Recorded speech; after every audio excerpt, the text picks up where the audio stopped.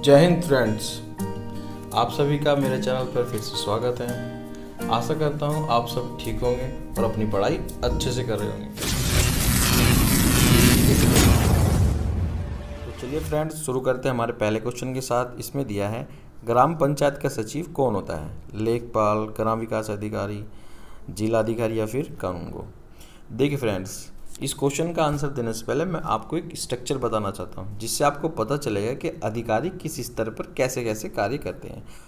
देखिए फ्रेंड्स, सबसे पहले स्ट्रक्चर में आता है हमारा प्यारा देश, और देश को हम बांट देते हैं अनेकों राज्यों में, और राज्यों को बांट देते हैं अनेकों जिलों में।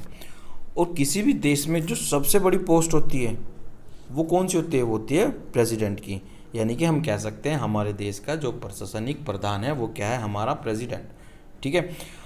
और यही बात राज्य में होती है। राज्य में भी सबसे बड़ी पोस्ट कौन सी होगी? गवर्नर की। ठीक है। हम कह सकते हैं कि किसी भी राज्य का सबसे बड़ा अधिकारी कौन होता है? गवर्नर होता है। या हमारा प्रशासनिक अधिकारी कौन है सबसे बड़ा? गवर्नर। और ऐसा ही जिले में होता है। जिले में प्रशासनिक प्रधान कौन होता है? प्रशासनिक प्रधान होता है डीएम। ठीक है। और डीएम ही जिलों को बांट देता है आपके उपमंडल में, और उपमंडल को बांट दिया जाता है तहसील में, और तहसील को बांट दिया जाता है गांव में। और उपमंडल का जो सबसे बड़ा अधिकारी है वो किसको बना जाता है? वो बना जाता है आपके एसडीएम को। और एसडीएम ही उपमंडल को बांट देता है अनेकों तहसीलों में, और तहसीलों को आप कह सकते हो तालुकाएं। तालुकाएं भी तहसील को ही बोला जाता है। ठीक है। और इसमें जो सबसे बड़ा अधिकारी होता है उसको हम बोलते हैं तहसीलदार। तहसीलदार। ठीक है।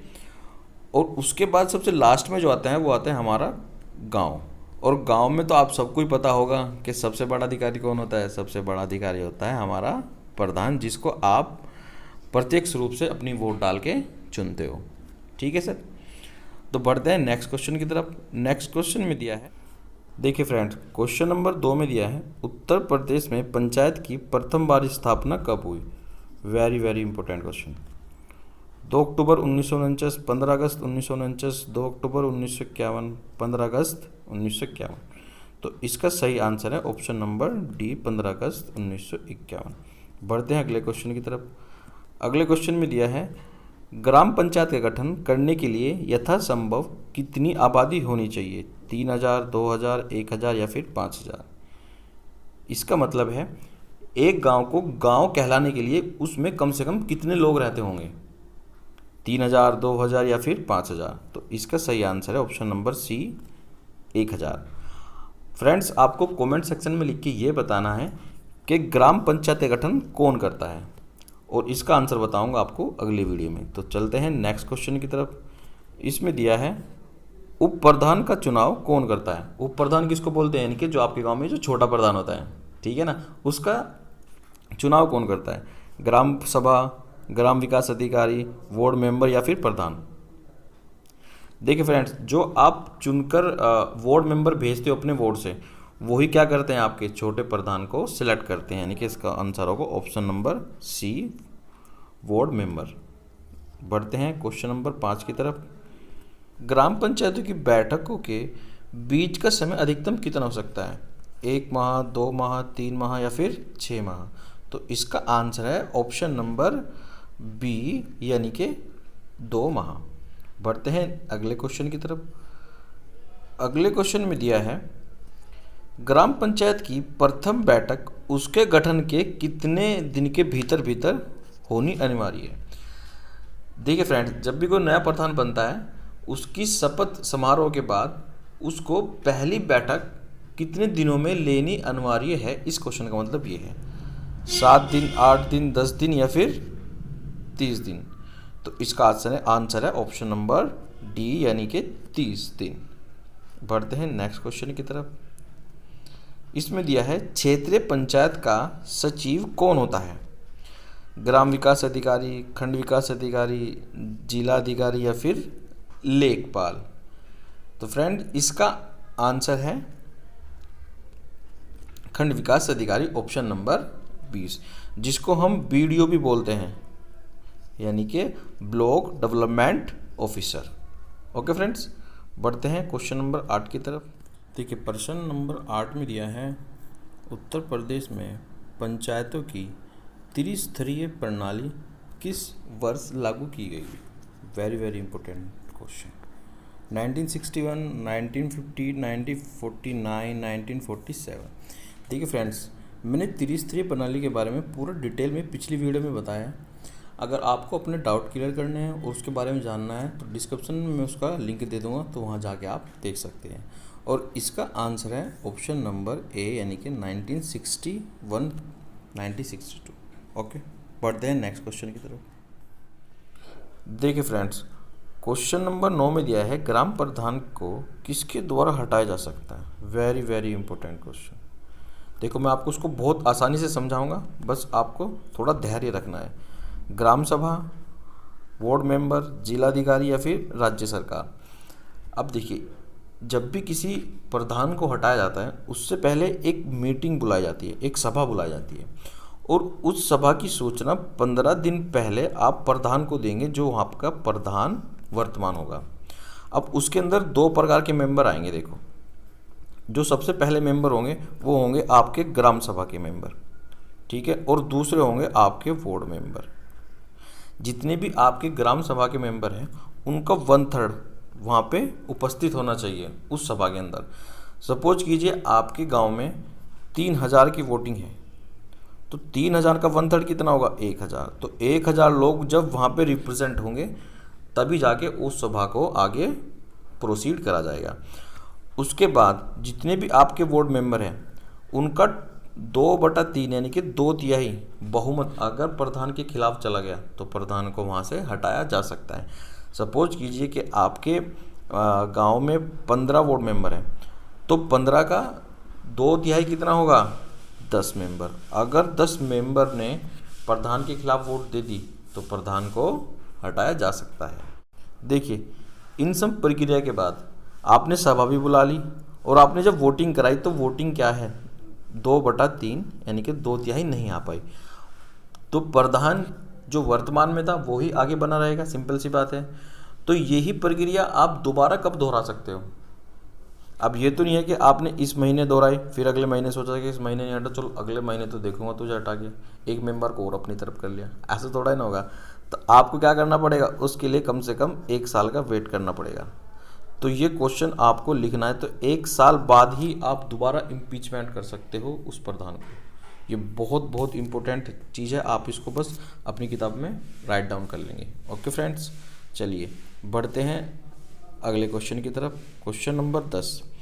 क्वेश्चन नंबर 10 में दिया है, ग्राम पंचायत में 1000 की आबादी पर कितने सदस्य होंगे?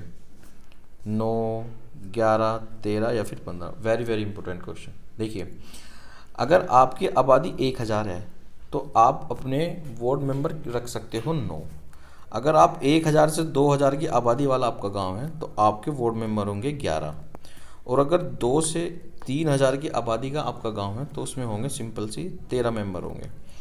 और अगर 3000 हैं, ये 3000 से ऊपर हैं, तो कितने मेंबर होंगे? 15 member. I hope you understand. तो इसका आंसर क्या होगा? ऑप्शन नंबर ए, यानी कि 9। ठीक है फ्रेंड्स, बढ़ते हैं अगले क्वेश्चन की तरफ। अगले क्वेश्चन में दिया है, 1 एकड़ में कितना बीघे होता है? 1.2, 3 बीघा, 1.6 बीघा या 5 बीघा? तो इसका आंसर है ऑप्शन नंबर सी, 1.6 बीघा। ठीक है फ्रेंड्स, बढ़ते हैं नेक्स्ट क्वेश्चन की तरफ। देखिए, क्वेश्चन नंबर 12 में दिया है देखिए, क्वेश्चन नंबर 12 में दिया है, निम्नलिखित में से रबी की फसल पहचानिए। चावल, कपास, तरबूज या फिर सरसों। देखिए, फसल 3 प्रकार की होती है। एक रबी की फसल होती है, इसके बाद आती है खरीफ की फसल, जिसको हम बोलते हैं खरीफ की फसल। उसके बाद आती है जायद की फसल। सिंपल सी बात। देखो, रबी की जो फसल होती है वो अक्टूबर और नवंबर के महीने में बोई जाती है। ठीक है, इसका मतलब है इसको कम ताप की ज़रूरत होती है। ठीक है, जो खरीफ की फसल होती है वो मई और जून के महीने में बोई जाती है। इसका मतलब होता है इसको बहुत अधिक ताप की ज़रूरत होती है। और जायद की फसल कब बोई जाती है? जायद की फसल बोई जाती है मार्च और अप्रैल में। ठीक है, अब देखो, जो चावल और कपास है इनको बोने के लिए क्या चाहिए? अधिक तापमान की ज़रूरत है, तो इसलिए ये क्या हो गई? खरीफ की फसल हो गई। और देखो ये तरबूज, तरबूज हो गई जायद की फसल, तरबूज, ककड़ी, खीरा, ये सब किसकी फसल है? जायद की फसल है। तो देखो सरसों, सरसों इसमें एक ऐसी फसल है जिसको हम कम ताप में बो सकते हैं, तो ये क्या हो गई हमारी रबी की फसल, तो यही हो गया हमारा answer. I hope you understand.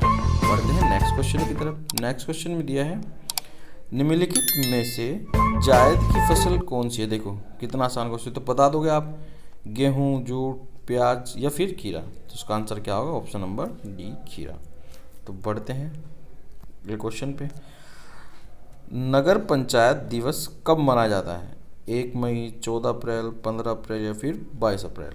तो इसका आंसर होगा ऑप्शन नंबर बी 24 अप्रैल। देखते हैं नेक्स्ट क्वेश्चन। क्वेश्चन नंबर 15 में दिया है केंद्रीय औषधि अनुसंधान संस्था कहाँ पर है? हैदराबाद, शिमला, नोएडा या फिर लखनऊ? तो इसका आंसर है ऑप्शन नंबर डी यानी कि लखनऊ। देखते हैं क्वेश्चन नंबर 16 में क्या है?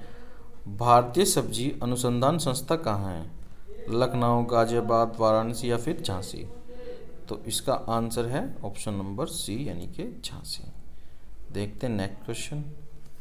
नेक्स्ट क्वेश्चन में दिया है राष्ट्रीय जैविक खेती केंद्रीय कहाँ स्थित है? वेरी वेरी इंपॉर्टेंट क्वेश्चन है ये। देखो खेती केंद्र कहाँ पे है और राष्ट्रीय, गाजियाबाद, हैदराबाद, फरीदाबाद या फिर नई दिल्ली?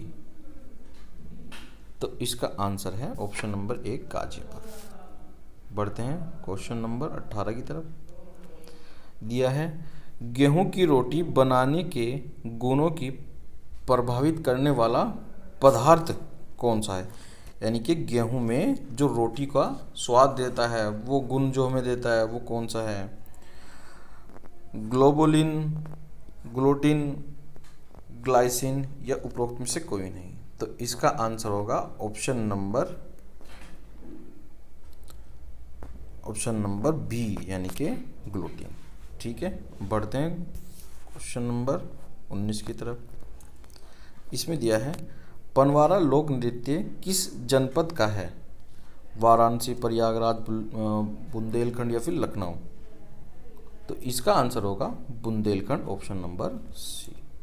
देखते हैं नेक्स्ट क्वेश्चन में क्या दिया है। क्वेश्चन में दिया है 1 हेक्टेयर में कितना बीघा होता है? मोस्ट वेरी इंपॉर्टेंट क्वेश्चन, ये जरूर देखना, पेपर में आएगा ये वाला क्वेश्चन। 3 बीघा, 3.69 बीघा, 4 बीघा या फिर 2 बीघा? तो इसका आंसर होगा ऑप्शन नंबर बी यानी कि 3.96 बीघा। बढ़ते हैं नेक्स्ट क्वेश्चन की तरफ। देखिए क्वेश्चन नंबर 21 में दिया है निम्नलिखित में से कौन पंचायती राज व्यवस्था के अंतर्गत नहीं आता? ऑप्शन नंबर ए जिला स्तरीय, ग्रामीण स्तरीय, तहसील स्तरीय या फिर प्रखंड स्तरीय? देखिए जो ऑप्शन नंबर 4 प्रखंड स्तरीय आप बोलते हैं, ब्लॉक को ही प्रखंड स्तरीय बोलते हैं। तो इसका जो राइट आंसर है और वो है ऑप्शन नंबर सी यानी कि तहसील स्तरीय। क्वेश्चन नंबर 22 में दिया है वर्ष 2011 की जनगणना के अनुसार उत्तर प्रदेश का सर्वाधिक जनसंख्या वाला नगरीय जनसंख्या वाला शहर कौन सा है? बहुत अच्छा क्वेश्चन। आजमगढ़, प्रयागराज, गाजियाबाद या फिर मुरादाबाद? देखिए सबसे ज़्यादा जो जनसंख्या है वो नंबर 1 पे है हमारा प्रयागराज यानी कि इलाहाबाद, और नंबर 2 पे है आपका मुरादाबाद, और नंबर 3 पर है गाजियाबाद, और नंबर 4 पे है आजमगढ़, और नंबर 5 पे कौन सा है? नंबर 5 पे है लखनऊ। देखो आपको पाँचों के पाँच याद रखने हैं, इसमें से कुछ भी आ सकता है। नंबर 1 पे आपका प्रयागराज है, नंबर 2 पे मुरादाबाद है, नंबर 3 पे गाजियाबाद, और नंबर 4 पे आजमगढ़, और नंबर 5 पे लखनऊ। तो इसका आंसर क्या होगा आपका? Prayagraj. I hope you understand. पढ़ते हैं नेक्स्ट क्वेश्चन की तरफ। देखिए फ्रेंड्स क्वेश्चन नंबर 23 में दिया है वर्ष 2011 की जनगणना के अनुसार उत्तर प्रदेश का सर्वाधिक लिंग अनुपात वाला जिला कौन सा है? गाजियाबाद, जौनपुर, गौतम बुद्ध नगर या फिर सहारनपुर? तो इसका आंसर है ऑप्शन नंबर बी यानी कि जौनपुर। देखिए फ्रेंड्स मैंने इसमें कुछ डेटा ऐड किया है जो कि हमारे देश के बारे में यानी कि राष्ट्र के बारे में। 2011 जनगणना के अनुसार केरल राज्य लिंग अनुपात में सर्वाधिक है। अगर बात करेगा हाँ पूरे देश की यानी कि राष्ट्र की, तो क्या है, कौन सा सबसे बड़ा राज्य होगा, तो वो होगा केरल। देखिए उसका लिंग अनुपात कितना है, 1084। और बात करें जिलों में यानी कि देश में कौन है, कुन्नूर, और यूपी में कौन है, जौनपुर। ये चीज़ आपको ध्यान नहीं, दोनों को अलग अलग करना है, देश में कुन्नूर है और यूपी में जौनपुर है। और बात करेगा यूटी की यानी कि केंद्र शासित प्रदेश की, तो उसमें है पुडुचेरी, जिसका कितना है 1037। ठीक है। और सबसे कम लिंग अनुपात कहाँ पे है, सिर्फ सबसे कम लिंग अनुपात है हरियाणा में यानी कि 897। ये डेटा आपको अपनी नोटबुक में नोट कर लेना है भाई। ठीक है। अब बढ़ते हैं नेक्स्ट क्वेश्चन की तरफ। देखिए फ्रेंड्स, क्वेश्चन नंबर 24 में दिया है, वर्ष 2011 की जनगणना के अनुसार उत्तर प्रदेश की साक्षरता दर कितनी है, 67.7, 57.2, 77.3 या 60.00%। तो फ्रेंड इसका आंसर हो गया 67.77। अगर वो पूछता मेल की या पूछता फीमेल की, ठीक है, देखो मेल की यूपी में कितनी है 70.73 और फीमेल की कितनी है, फीमेल की है 57.2। देखो ये मेल की हो गई, ये फीमेल की हो गई, और ये हो गई हमारी ओवरऑल। अगर पूछे इंडिया की कितनी है, तो भारत की जो है वो है 73.0% ऑलमोस्ट। ठीक है, पता लग गई। यूपी की कितनी है 67.7 और महिलाओं की कितनी है 57.2 और मेल की कितनी है 77.3 और भारत में सबकी कितनी है ओवरऑल 73 पॉइंट ऑलमोस्ट। ठीक है, बढ़ते हैं नेक्स्ट क्वेश्चन की तरफ। तो क्वेश्चन नंबर 25 में दिया है, वर्ष 2011 की जनगणना किस क्रम की जनगणना है, मोस्ट इम्पोर्टेंट क्वेश्चन। देखिए 18वीं, 19वीं, 20वीं या फिर 15वीं, तो इसका सही आंसर होगा ऑप्शन नंबर डी यानी कि 15वीं। देखते हैं नेक्स्ट क्वेश्चन में क्या दिया है।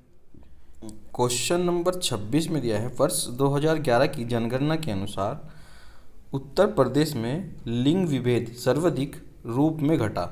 बहुत वेरी वेरी इंपॉर्टेंट क्वेश्चन।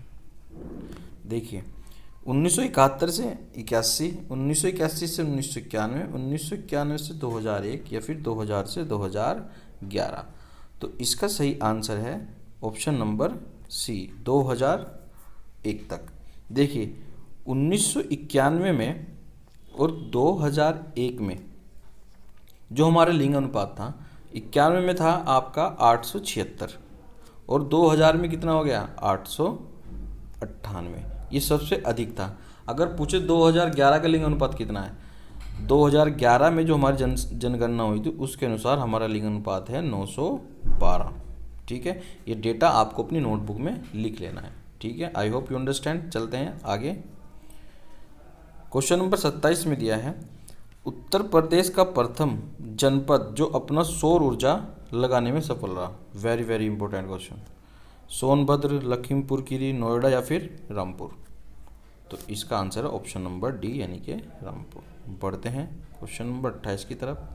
इसमें दिया है, भारतीय चीनी तकनीकी संस्था कहाँ पर स्थित है, कानपुर, लखनऊ, गाजियाबाद या फिर नोएडा, तो इसका आंसर है ऑप्शन नंबर ए यानी कि कानपुर। बढ़ते हैं नेक्स्ट क्वेश्चन की तरफ। क्वेश्चन नंबर 29 में दिया है, उत्तर प्रदेश का सबसे पुराना विश्वविद्यालय है बनारस हिंदू विश्वविद्यालय, लखनऊ विश्वविद्यालय, इलाहाबाद विश्वविद्यालय या अलीगढ़ मुस्लिम विश्वविद्यालय, तो इसका आंसर होगा ऑप्शन नंबर सी यानी कि इलाहाबाद विश्वविद्यालय। पढ़ते हैं नेक्स्ट क्वेश्चन की तरफ।